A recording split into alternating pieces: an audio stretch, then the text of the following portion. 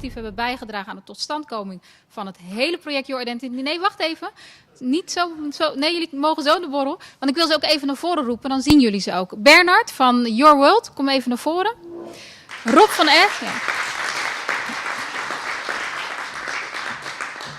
Rob van S. Interviews en teksten. Pepijn Keukelaar en Hans Brouwer.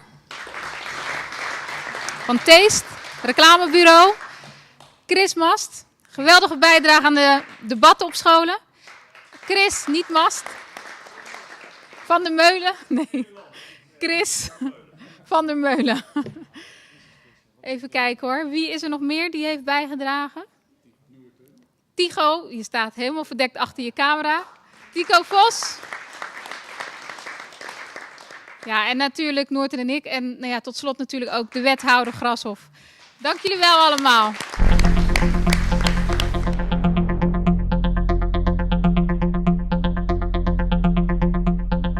Chantargia, kunt u mij even vertellen wat de identiteit voor jou betekent en zeker wat de identiteit voor de jongeren betekent? Ja, we hebben een jaar lang gewerkt aan een project Your Identity om te kijken met jongeren. Wat is nou de identiteit van de Rotterdamse jongeren en wat is nou toch ook de identiteit van de stad Rotterdam? In ieder geval vanuit hun perspectief gezien. Hè? Wat vindt Rotterdam, wat vinden de jongeren van Rotterdam? Wat is hun binding met de stad? De binding van de stad van de jongeren. Ja, welke binding de jongeren met de stad Rotterdam hebben. Als je nou aan mij vraagt, ja, wat is nou identiteit? Dan kan ik je niet zeggen, identiteit is A of identiteit is B en dat ziet er zo en zo uit. Identiteit is iets wat veranderlijk is, wat groeit. En eigenlijk kan je niet praten over identiteit, maar moet je praten over identificatie. Als mens identificeer je je met een bepaalde groep. De groep vrouwen die zich inzetten voor. Of ik identificeer me met de mensen van een zwarte huidskleur. De groep mensen met een zwarte huidskleur. Maar ik kan me ook identificeren met de groep vrouwen. Dus het gaat eigenlijk meer over identificeren.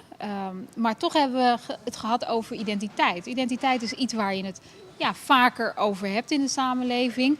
De Marokkaanse identiteit of de Turkse identiteit. Maar eigenlijk bestaat die niet, hè? Zoals prinses Maxima al zei, de Nederlander heeft zij niet gekend. Of die Nederlandse identiteit heeft zij niet gekend. Omdat die zo divers is. Omdat die ook zo veranderlijk is. En dat geldt ook voor jouzelf. Dus als jij wil kijken wie ben ik, is een hele legitieme vraag. Ik denk ook zeker dat je met jezelf die dialoog aan moet gaan. En dat je erachter moet komen, wat kan ik goed en wat vind ik leuk. Met het besef dat dat ook weer kan veranderen.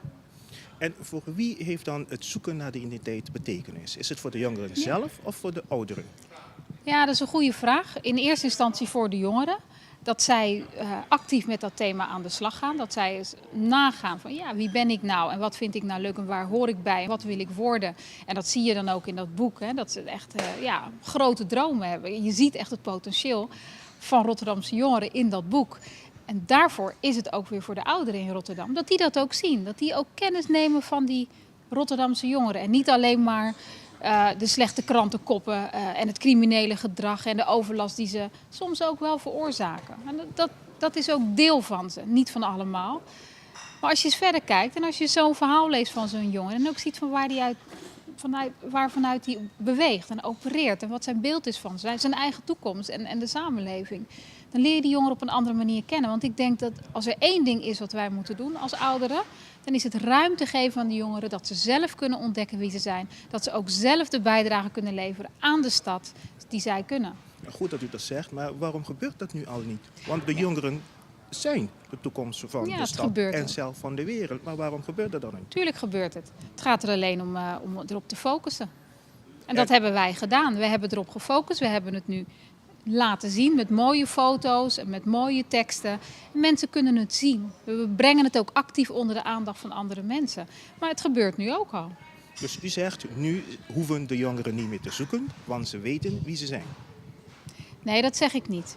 Ik denk dat een deel van opgroeien, het proces van opgroeien, dat gaat gepaard met ontdekken wie je bent. En wat je leuk vindt en wat je wilt doen en wat je kan en dat soort vragen. En behoort daar een tijdslimiet bij of zegt u ieder jongen voor zich? Nou, ik denk dat als je opgroeit en je bent jong, dat misschien in een wat toch wat hoger tempo gebeurt. Maar het blijft doorgaan. Bij jou ook, bij mij ook. Het blijft doorgaan, want je verandert. Je komt in een nieuwe levensfase. Je vindt andere dingen misschien leuk. Je hebt ook heel veel geleerd. Je hebt ook heel veel afgeleerd, helaas. Dus het is een doorgaand proces. Maar ik denk dat het cruciaal is bij de jongeren. En wat mijn hoop is als dit actief op scholen wordt gedaan. Hè, dus gesprekken over identiteit. Er zit ook een lesbrief bij. Als dat goed wordt uitgevoerd in die Rotterdamse scholen, dat je dan een ander type jongeren krijgt. In de zin van een stevigere type jongeren die zich bij zichzelf dat proces is doorgaan. Die een kritische blik heeft op zichzelf en op de samenleving. En is het boek dan alleen bedoeld voor scholen? Want als ik dan ook dan meeneem dat ouderen zich ook moeten beseffen wat jongeren betekenen, dan is dat niet al een gemiste kans. Nou, kijk, de lesbrief is natuurlijk vooral bedoeld voor scholen en het welzijnswerk. Maar het boek is natuurlijk voor iedereen interessant. En het is te verkrijgen bij onder andere boekhandel Donner. Wat wilt u tot slot hiermee bereiken over een jaar? Of waar zult u dan staan om terug te komen tot wat dit boek heeft mogen leveren? Ja, ik hoop dat dit boek en dit lespakket breed wordt ingezet op scholen in Rotterdam. En daarnaast ook op scholen in andere steden. Dus het is begonnen hier in Rotterdam. Maar ik hoop ook dat andere Nederlandse jongeren daar gebruik van kunnen maken. Dus ja, ook andere steden kunnen contact opnemen. Andere steden, andere scholen in andere steden moet ik eigenlijk zeggen. Kunnen contact opnemen. Als zij eens willen kijken van wat is dat nou en wat kan ik daarmee. Goed. Winner Speaker, NOS TV in gesprek met Chantal Guillard.